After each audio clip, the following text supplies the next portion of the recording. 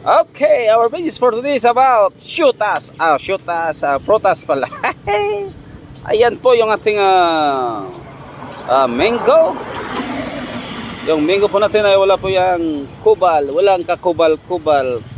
Katulad yan ng aking misis na walang kubal din. Yeah, bebe. Ayan, mayroon tayong lansones. Itong lansones natin ay galing Hulo. Ayan, Hulo.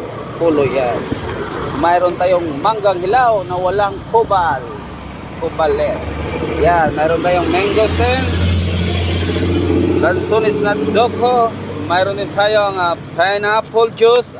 Pineapple pala. At saka mayroon tayong Rambutan kayo Lansones. mayroon tayong Frites? rambutan. Walang prites dyan. Baka tirahin kita yan. Yan po yung siga dito. Yan. Kapag na-slide, siga lahat ng katawan. Yeah, bebe.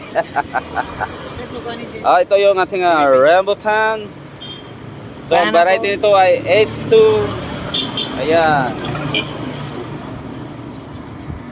Ayun yung aking magandang misses. Yeah, bebe. Okay. So, bili na. Andito lang po tayo sa gilid ng Sola National Highway to Tacloban. Yeah, baby!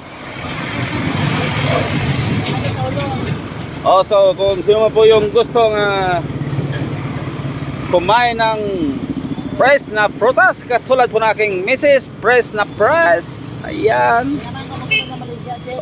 Likod pa lang. Tapala na. Tagtaran na, bebe. Ayan, so punta lang kayo dito, no? Kompleto tayo rito. Mayroon din tayong dito live tilapia and hita. Hito. Hito yan, bebe. Okay, no? Wala nang intro. Sa gustong bumili, pumunta na po dito. Sa harap lang po kami ng Iglesia ni Cristo. Ayan.